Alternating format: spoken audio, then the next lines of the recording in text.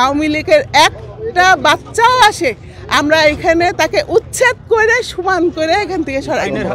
সজীব ওয়াজেদ জয় উনি সোশ্যাল মিডিয়াতে ওপেন সে ডিক্লেয়ার দিয়ে দিছে যে তার মানে আওয়ামী লীগের নেতাকর্মীরা এই 15ই আগস্টে তারা ফুল নিয়ে জানি এখানে আসে, মানে 32 নম্বরে আসে।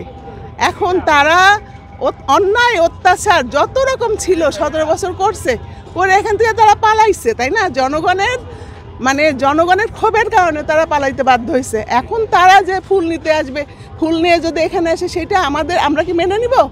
আমরা তো মেনে নিবই না, কখনোই না। কাজেই আমরাও মানে রেডি হয়ে আছে, তারা আসলে তাদেরকেও আমরা প্রতিহত করে এখান থেকে উচ্ছেদ করব। এখন আমরা 17 বছর তো আমরা আসলে জন্মদিনটা ম্যাডামের পালন করতে দেইনি, আমাদেরকে কেউই আমরা স্বাভাবিক জীবনযাপন করিনি। সেই নারী হোক পুরুষ হোক কেউই কিন্তু স্বাভাবিক জীবনযাপন করিনি। কিন্তু যেহেতু আমাদের ম্যাডাম এখন অসুস্থ, এখন সে নিজেই কিন্তু বলেছে যে নিজের থেকেই হয়তো তার জন্মদিনটা আর ওই অনুষ্ঠানের মাধ্যমে না, এটা মানে মিলাদ মাহফিল, কোরআন তেলাওয়াত, দোয়া এইগুলো করেই তার জন্মদিনটা পালন করার জন্য সে নির্দেশ দিয়েছে। কাজে এইটা সে একজন মহিষী নারীর মতোই কাজ করছে আমার মনে হয়, তাই না? হ্যাঁ, এইটাই আমরা জানতে চাই যে আপনাদের এখনকার কর্মসূচিগুলো মূলত কি? আমরা সারা রাত আমার ভাই বোনেরা থাকবে এখানে, আমাদের ভাই বোনেরা এখানে আমরা আছি থাকবো। যদি আওয়ামী লীগের একটা বাচ্চাও আসে আমরা এখানে তাকে উচ্ছেদ করে সমান করে এখান থেকে সরাই দেব, আইনের হাতে দিব না, তুলে দিব, এটাই আমাদের ইচ্ছা। একটু যদি আরেকটু বলি যে এখন তো বেশ নেতাকর্মী উপস্থিতি বাড়ছে, তো সেই জায়গা থেকে আপনারা আসলে কি বার্তাটা দিতে চান? নেতাকর্মী তো আরও আসবে, তাই না? এখনও কিন্তু সব নেতাকর্মীরা আসেনি, আরও আসবে সবাই মিলে।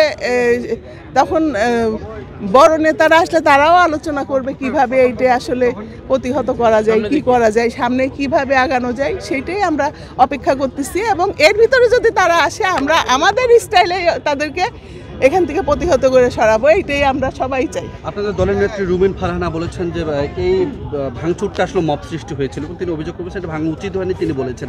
সেই জায়গা থেকে তাদের এখানে আসতে না দেওয়াটাকে ওই ধরনের পর্যায়ে পড়বে কিনা বা পরবর্তী ধরনের সমালোচনা হবে কিনা, কি মনে হয় আপনার? কেন মব সৃষ্টি হবে? এইটা যে 32 নম্বরটা ভাঙা হয়েছে, এইটা আপনাকে বোঝা লাগবে যে একটা দেশের মানুষের ভিতরে এতটা ক্ষোভ তৈরি হয়েছে। স্বয়ং আল্লাহ পাকও জানি তাকে, শেখ হাসিনাকে মানে মেনে নেয়নি। দেখেন আপনি 7-8টা দিনের ভিতরে তাকে এই দেশ থেকে পালাইতে হয়েছে, তার মানে এইটা কিন্তু স্বাভাবিক বিষয় না।